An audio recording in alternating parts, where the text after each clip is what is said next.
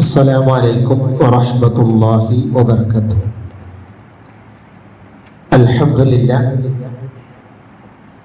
അൽഹംദുലില്ലാഹി റബ്ബിൽ ആലമീൻ. അസ്സലാത്തു വസ്സലാമു അലാ റസൂലിൽ അമീൻ വഅലാ ആലിഹി വഅസ്ഹാബിഹി അജ്മഈൻ. അമ്മാ ബഅദ് ഫത്തഖുല്ലാഹ ഇബാദല്ലാഹ്. وعن أنس بن مالك رضي الله عنه عن النبي صلى الله عليه وسلم قال: ما من أيام يعمل الصالحات أحب إلى الله تبارك وتعالى. رواه مسلم. ബഹുമാന്യരായ മുഅ്മിനീങ്ങളെ, വിശുദ്ധ ഖുർആൻ പറഞ്ഞ ഹജ്ജ് മാസത്തിലേക്ക് അഥവാ ദുൽഹജ്ജ് 1 നമ്മൾ പ്രവേശിച്ചു.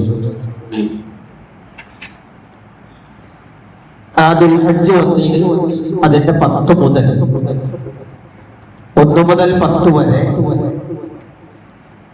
അതുപോലെ തന്നെ ദുൽഹജ്ജ് 8 മുതൽ 13 വരെയും ധാരാളം ശ്രേഷ്ഠതകൾ ഖുർആനിലും ഹദീസിലും ഒക്കെ കാണാൻ കഴിയും. അതിലൊന്ന് വൽ ഫജ്ർ, പ്രഭാതം തന്നെയാണ് സത്യം. വലയാലിൻ അശ്ർ, 10 രാവുകൾ തന്നെയാണ് സത്യം. അവിടെ ഇബ്നു കസീർ റഹിമഹുള്ളയെ പോലെയുള്ള പണ്ഡിതന്മാർ ദുൽഹജ്ജ് 1 മുതൽ 10 വരെയാണ് എന്ന് രേഖപ്പെടുത്തിയിട്ടുണ്ട്. നബി സല്ലല്ലാഹു അലൈഹി വസല്ലം പറഞ്ഞു: മാമിൻ അയ്യാമിൻ യഅമലു സ്വാലിഹാത്തി അഹബ്ബു ഇലല്ലാഹി തബാറക വ തആല. അല്ലാഹു സുബ്ഹാനഹു വ തആലക്ക് സ്വാലിഹായ സൽക്കർമ്മങ്ങൾ ചെയ്യുന്നതിൽ ഏറ്റവും ഇഷ്ടമുള്ള ദിനം ദുൽഹജ്ജ് 1 മുതൽ 10 വരെയാണ്. അതുകൊണ്ട് ഉള്ള ഇബാദത്തുകൾ ശ്രദ്ധിക്കേണ്ടത് ജമാഅത്തുകൾ നഷ്ടപ്പെടാതെ ശ്രദ്ധിക്കണം.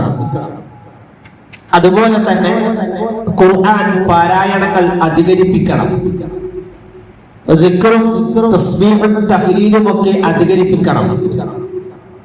സുന്നത്തായ ഇബാദത്തുകളിൽ സമയം കൂടുതൽ എടുത്തുകൊണ്ട് സിക്റുകൾ ചൊല്ലണം, ദുആ ചെയ്യണം. അതുപോലെ തന്നെ ദാനധർമ്മങ്ങൾ അധികരിപ്പിക്കണം. അതുപോലെ തന്നെ രോഗികളെ സന്ദർശിക്കണം. അതേപോലെ തന്നെ മറ്റുള്ളവർക്ക് ഉപകാരങ്ങൾ ചെയ്യുന്ന പ്രവർത്തനങ്ങൾ ഉണ്ടാവണം. അതൊക്കെ ഈ ദിനത്തിന്റെ പ്രത്യേകതകളാണ്.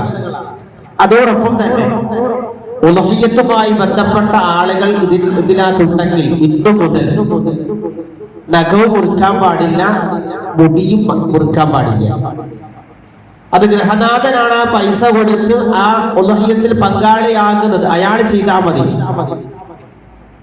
എല്ലാവരും ചെയ്യണം എന്നില്ല, ശ്രദ്ധിക്കണം. എല്ലാവരും ചെയ്യണ്ട, ഭാര്യയും മക്കളും എല്ലാവരും വേണ്ട. ഒരാള് ആ വീടിന്റെ സംരക്ഷകൻ ആരാണോ അയാൾ ഇന്നു മുതൽ ആ മൃഗത്തെ അറുത്ത് മാംസം വിതരണം ചെയ്യുന്നത് വരെ മുടി നീക്കാൻ പാടില്ല, നഖവും നീക്കാൻ പാടില്ല. അത് ശ്രദ്ധിക്കണം. ഉളുഹിയ്യത്തുമായി ബന്ധപ്പെട്ട നിബന്ധനയായിട്ട് നബി സല്ലല്ലാഹു അലൈഹി വസല്ലമ പഠിപ്പിക്കപ്പെട്ടിട്ടുണ്ട്. അത് ആ സുന്നത്തിനെ പാലിക്കണം. അറിയാത്ത ആളുകൾക്ക് അത് അറിയിച്ചു കൊടുക്കണം എന്നതാണ് പ്രവാചകന്റെ നിർദ്ദേശം. അതുകൊണ്ട് ദുൽഹജ്ജ് 1 നമ്മൾ പ്രവേശിക്കുകയാണ്. ആ ദുൽഹജ്ജ് 1 പവിത്രത എന്താണോ ഖുർആൻ പറഞ്ഞത്, നബി സല്ലല്ലാഹു അലൈഹി വസല്ലമ എന്താണോ പഠിപ്പിക്കപ്പെട്ടത്, അതേ മഹത്വവും അതേ ശ്രേഷ്ഠതയും നമ്മുടെ ജീവിതത്തിലും ഉണ്ടാകണം. മാത്രമല്ല, ഈ പോയ ആളുകൾ ആരും ഹജ്ജിലേക്ക് പ്രവേശിച്ചിട്ടില്ല. ഹജ്ജ് ആരംഭിക്കുന്ന ദുൽഹജ്ജ് 8-നാണ്. ഹജ്ജിന്റെ കർമ്മം എന്ന് പറയുന്നത് ദുൽഹജ്ജ് 8 മുതൽ 13 വരെയാണ്. ഈ ഇടയിലാണ് ഹജ്ജിന്റെ കർമ്മങ്ങൾ നടക്കുക. പിന്നെ അവിടെ ചെന്ന ആളുകൾ ഉംറ ചെയ്ത് ഹജ്ജിന് വേണ്ടി കാത്തിരിക്കുകയാണ്. അവരാരും ഹജ്ജിലേക്ക് പ്രവേശിച്ചിട്ടില്ല. ഹജ്ജ് ആരംഭിക്കുന്നത് ദുൽഹജ്ജ് 8-നാണ്. 8-ന് ആരംഭിച്ച് 13-ന് അറവോടുകൂടി അവസാനിക്കും. അപ്പൊ അവർക്ക് പവിത്രതയുണ്ട്. നമ്മളും ആ പവിത്രത, പ്രവാചകന്റെ സുന്നത്തുകളെ, ഖുർആൻ പഠിപ്പിച്ച മഹത്വങ്ങളെ ജീവിതത്തിൽ സ്വീകരിക്കുക. റഹ്മാനായ റബ്ബ് അതിന്റെ തൗഫീഖ് നൽകി അനുഗ്രഹിക്കുമാറാവട്ടെ.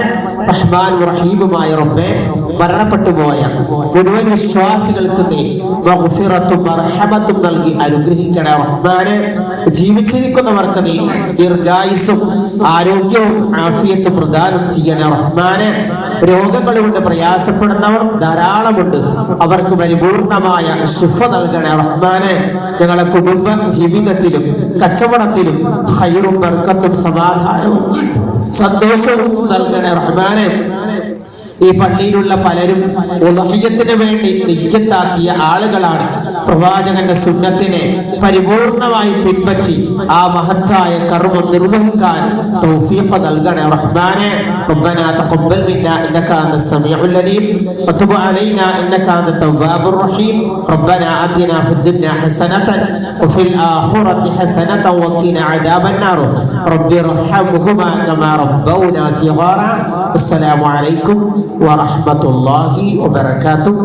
സുബ്ഹാനകല്ലാഹുമ്മ വബിഹംദിക അഷ്ഹദു അൻ ലാ ഇലാഹ ഇല്ലാ അൻത അസ്തഗ്ഫിറുക വഅതൂബു ഇലൈക.